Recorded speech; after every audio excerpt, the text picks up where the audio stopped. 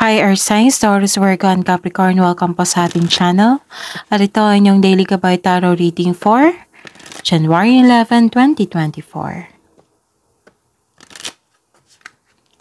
Please be reminded that this is general reading po. So maaari kayo makarelate o hindi.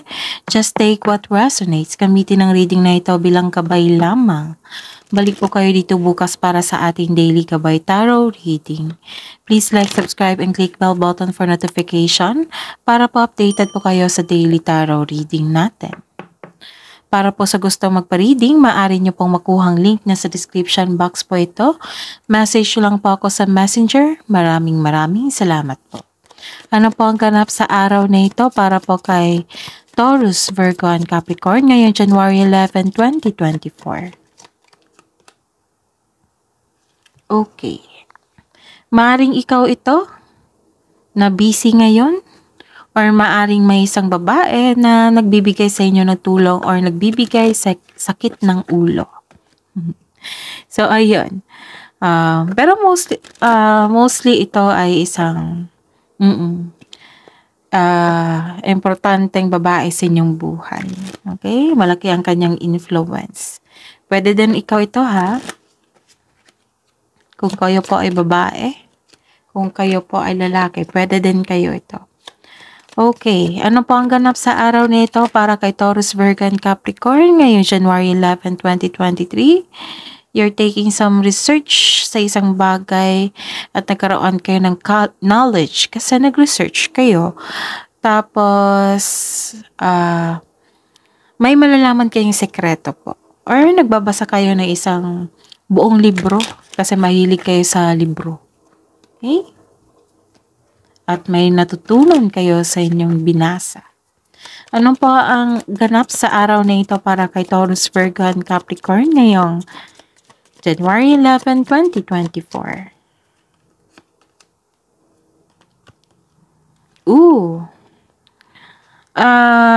Mag-ingat po sa araw na ito kasi may nakita kong argument. Okay? May argument, may away, posibleng away, or kayo po ay adult naman lahat dito. Nagkaroon dito ng rough sex or sex without emotions. Okay? Oops.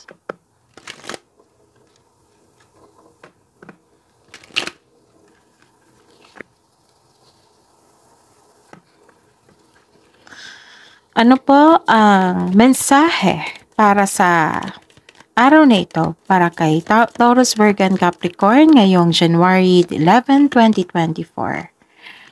The answers are within. Kung may mga katanungan kayo, nasa iyo lang po yung sagot. Pero may clarity dito So, masasagot na yung mga katanungan nyo. Yung pagdududa nyo rin.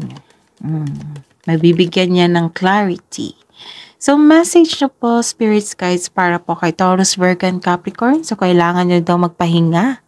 Tamang pahinga, lie back, rest, and relax.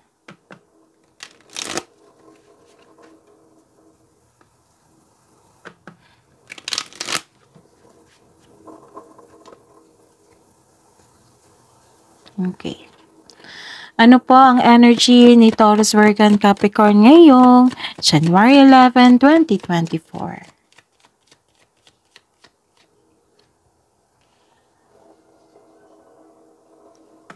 Clarification po sa card na ito.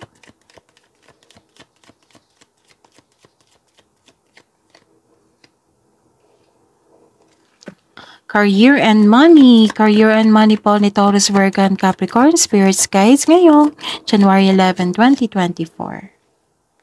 Clarification po sa card na ito.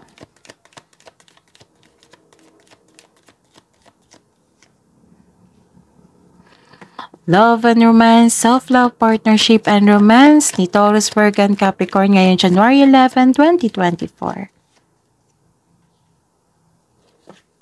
Clarification po sa card na ito.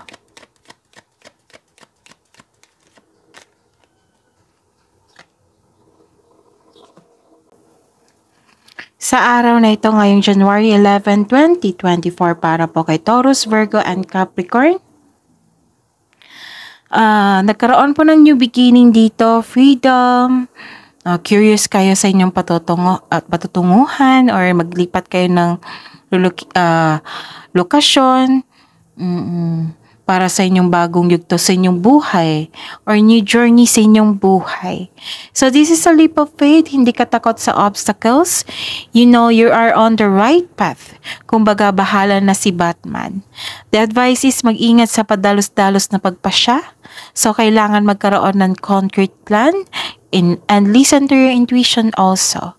This card tells you na spread your wings and fly. You should take risk. You should take a risk and try something new. Try to step out from your comfort zone kasi dito mo makikita ang successful sa inyong buhay. Malay mo, ito na ang panahon na mag-level up ka na at magkaroon ka ng financial growth kasi walang success sa comfort zone. Kailangan yung lumabas dyan. Syempre, with concrete plan. Okay? And ano pa ang mensahe? Okay, so this is victory. Kasi lumabas na kayo sa inyong comfort zone. So nagkaroon ng victory, recognition, may magandang balita na parating. May magandang balita na parating. O may bagay na matutupad. May parating na good news, especially after a period of struggle. Feeling proud kayo ngayon dito sa inyong accomplishment. In-acknowledge mo yung success at may matatanggap kayong papuri from other people. Nagsumikap ka at deserve mo itong tagumpay. So allow yourself to shine in this moment. Oo, may good news talaga. Kaya pala may clarity dito. May nakita niya na akong pag-promote dito sa inyong kasipagan. May financial growth after a period of struggle. Sa career and money, nagkaroon ng fast action dito. Binigyan nyo na ng aksyon ng inyong plano. Ito na ang oras na mag-take action kayo. Huwag kayong mag-hesitate. May nakita ko mainit ang ulo dito So, huwag nyo hayaan na magkaroon kayo niyan sa araw na ito. Tuloy-tuloy lang po. Maaring na-disappoint kayo kasi may nakita kong delay dito. Pero delay lang to ha. Mangyayari ito. Kailangan lang i-exercise to yung patience nyo. Kailangan ng pag-intindi at pagpasensya. So, this is celebration also. Okay? So, this is victory and celebration. So, nagkaroon ng happiness and fulfillment. Granted yung manifestation nyo. Fulfilled yung pangarap nyo sa buhay. Some of you may kasiyahan at kagalakan sa mga bagay ukol sa pamilya at sa kaibigan. And pwede din sa trabaho nyo po. So, success in workplace and home. I-acknowledge mo ang nagbibigay na suporta sa iyo. Galing sa inyong co-worker, sa inyong family, basta po yung mga supportive person sa inyong buhay. I-acknowledge nyo po. Kung ikaw ay may balak mag-change ng career o magtayo ng negosyo, know that you have the very supportive friends and family. So, this is happiness. You have a support. Fulfilled ang inyong pangarap sa buhay. Granted yung manifestation nyo. Ang ganda. And sa buhay pag-ibig, self-love, partnership, and romance, medyo malungkot kayo. Ang heartbreak o pagkabigo sa isang nakaraan o kasalukuyang relasyon ay tumitimbang sa inyong isip. Ang pagtanggap ng isang masakit na katotohanan o pagtanggay na ay isang mahalagang hakbang tulad ng pagbibigay daan sa inyong sarili ng oras upang pagalingin at iproseso ang inyong damdamin, which is nag-move on kayo. May time na naisip nyo yung past nyo pero natanggap nyo na ito. Sa araw na ito, tuluyan yung nang natanggap ang mga nangyari at nag-move on kayo. Okay? So, may nakita akong third party dito. So, check nyo. Kasi may third party dito. Maaaring kasamahan mo sa bahay, partner nyo, nagkaroon, or inyong kasamahan dyan sa bahay, or malalapit mong kaibigan na nag-share sa inyo kasi nagkaroon na siya ng third party. Pwede din yan. Huwag magpadala kayo sa lungkot ha, lalo na sa hindi niyo problema. Okay? At saka, Be confident po. Be confident. Face your fears. The advice is have faith in the universe. Face your fears with self-confidence and courage. Hidden truth, anong iniisip mo? Anong iniisip ng mga Taurus, Virgo, and Capricorn ngayong January 11, 2024? Para po kay Taurus, Virgo, and Capricorn. Single, the timing just wasn't right for us. Sa mga buhay marelasyon at buhay pa mag-asawa, you speak to me through music. Love message po para sa mga single na Taurus, Virgo, and Capricorn ngayong January 11, 2024. Get create and excite your imagination with wonder and trust your intuition. Trust your intuition. Love message na po sa buhay mag-asawa sa mga may relasyon dyan na Taurus, Virgo, and Capricorn ngayong January 11, 2024. True love comes when you least expect it, and obstacles. Look for ways around the obstacles to find happiness. Wisdom message po para kay Taurus, Virgo, and Capricorn ngayong January 11, 2024.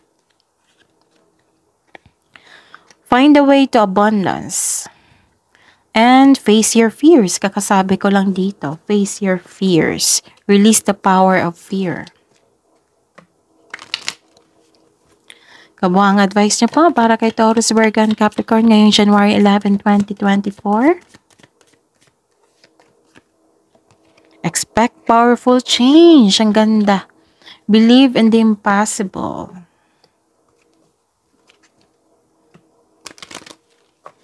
Spirits, guides, angels, archangels, guardian angels, mensahe niyo po para kay Taurus, Virgo, and Capricorn ngayong January 11, 2024. Comfort, message from Archangel Azrael, I am with you in your time of need, helping your heart to heal. And message from Archangel Gabriel, make time to write down your thoughts in a journal or a pen, an article or book. That is your reading, Taurus, Virgo, and Capricorn for today, January 11, 2024. Please like, subscribe, and click bell button for notification para updated po kayo sa daily tarot reading natin.